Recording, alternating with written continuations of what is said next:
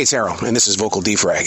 Vocal defragging is asking yourself the questions and questioning the answers. I do this on a transition walk through this beautiful forest in South Charlotte, North Carolina. We all go through many transitions, mood swings, mindsets, adventures, not so fun adventures, challenges, changes. But we're not asking the questions and then questioning the answers. We're just letting life happen. I mean, you can see it in the headlines every day. People just letting life happen. And when something doesn't agree with you, then we tend to lash out or we run away from. Vocal defragging, it doesn't have to be serious. You can just have a regular one-on-one with you. That image in the mirror. That self that's always asking questions and relying on other people to give them the answer. Yeah, have you ever heard that term or seen that thing happen?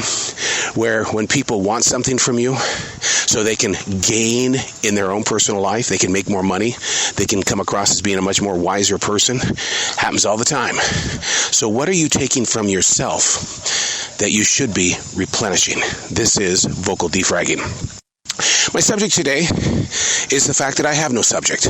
No, really. I was defragging before I came out here, and I asked the question, what are you going to talk about today?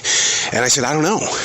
I've done so many things this morning and been so many different types of people and personalities that I feel like that I'm dry. I'm empty. I don't know what is going on, except that I'm in a transition period. So how do you ask the questions and question the answers if you're in a dry period? You ask that question. What's made you dry? Why are you empty in the soul in a place where it's a beautiful day in this forest? The temperature is perfect. It's fall. The leaves are falling from the trees. It looks like the final dance is just a beautiful waterfall of color.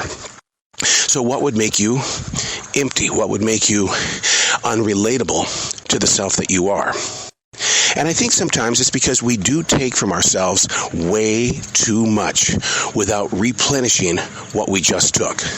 Or we're sitting there very impatiently waiting for the change to happen. And if that change doesn't bring you exactly what you envisioned on paper or inside your imagination, then we become disappointed in the selves that we are. Getting around this means being truthful with the multiple personalities that you carry. You can't tell me that you are the same person every day. I do not believe in that theory at all. I believe that we change by the minute. A red light. Dinner is late. Your kids just said something that has upset you so badly.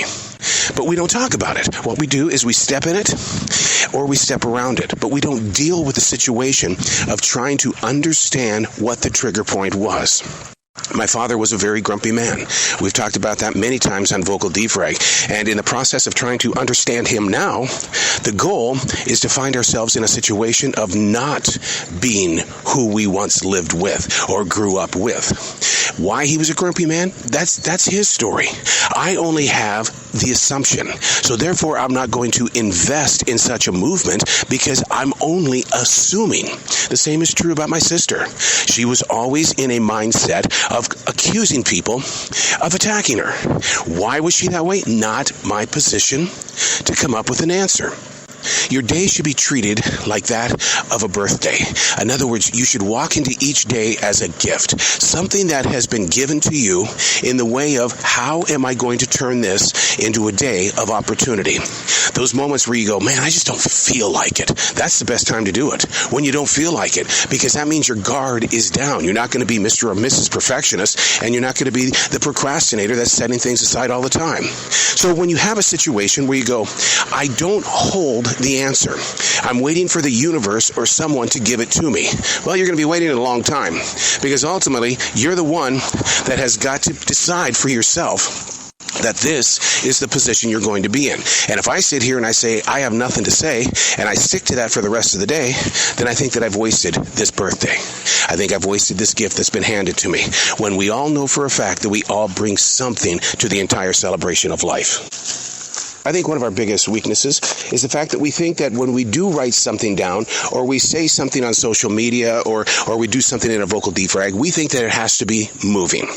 No, you need to let that one go, because you're not going to be given a number one song every time that you feel like that creativity has taken over your heart. It was Randy Bachman of Bachman Turner Overdrive that once said to me, "You know me for my hits, but you don't know me for my strikeouts." How about those moments in your own personal life? Have you ever gone back to recognize, or even just to listen to, those moments where you decided that you failed, when in fact it could have been just a step of growing forward? I was talking with someone yesterday about those moments where you take chances. How do you believe in an opportunity if you don't really take a chance? He was a comedian, and he said that, in order for him to do what he's known for today, which is writing parody songs, he had to make a lot of mistakes in front of a lot of people in comedy clubs that looked at him and gave him strange faces and reactions.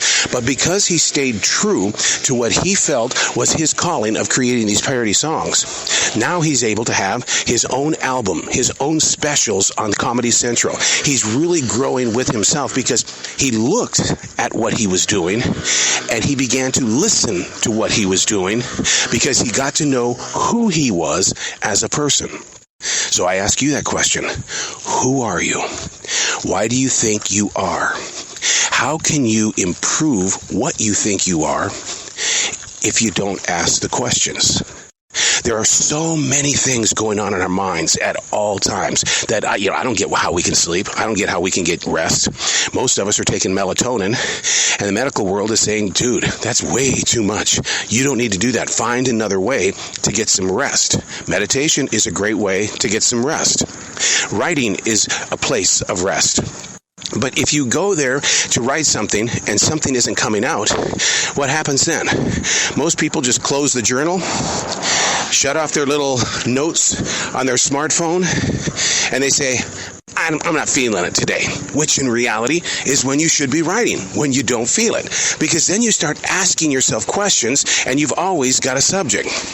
How about this helicopter that's flying over me right now in this forest in South Charlotte, North Carolina? I always sit there and wonder, what are they looking for? Are they looking for a mass murderer? Did they find some pot fields somewhere?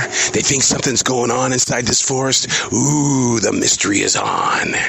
See, if you allow yourself to give yourself permission to just be playful, when things aren't going right, turn it into a joke. Laugh about it. As they tell us in radio, laugh at yourself. Ask the questions, question the answers. I call it vocal defragging.